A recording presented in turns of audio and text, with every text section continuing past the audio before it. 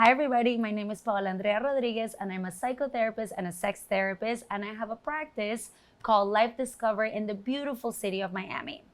I created this YouTube channel called Sexxions because the more that I work with couples and adults in my practice, the more I realize that we don't have good sex education that actually focuses on pleasure and consent, and that is sex positive in nature.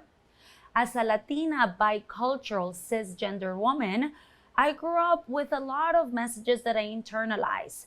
I grew up in a mainly machista culture where gender roles are very defined. And there were passive and direct messages about the way or the role that I should play as a woman within the relationship. The message was that it was my job to keep the relationship together. When it came to sex, it was understood that men need sex, that they cannot live without it. And men and women were supposed to be very different when it comes to sexuality. And if I, as a woman, partner, or wife, wasn't there sexually for my husband, it was understood that it would be found elsewhere. So now sex becomes an obligation versus a free choice. To expand on this view, I want to share with you guys a very insightful analogy from Emily Nagoski.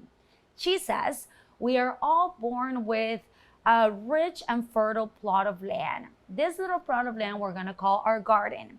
And in our garden, which is our brain and our body, ideas are planted about bodies, trust, safety, marriage, relationships, sex.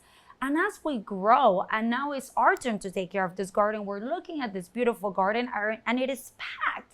However, everything that has been planted in there hasn't been planted by us. It's been planted by our culture, our family, society, peers, the media. And so it is our job to go down every little row and rip away the messages that no longer serve you and replant with something that does. However, through that process, you are gonna have some emotions if you grew up in a very religious household where religion was supposed to keep you safe, but it gave you really negative messages around sex. So now you're feeling a lot of guilt and shame around sex. There's gonna be grief, sadness, and maybe even anger. If you grew up in a family where sex was not openly talked about, and maybe it wasn't a very loving or affectionate family, and then you realize in my teenage and adult years, I was having a lot of meaningless sex, and I was probably using my body to embody or to look for that intimacy that I was longing for.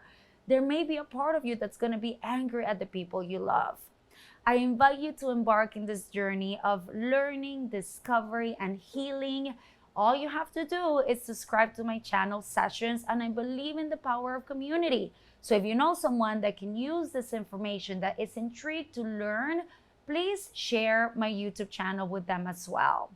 Thank you for giving me the opportunity to be part of helping you rewrite your sexual narrative. Bienvenidos.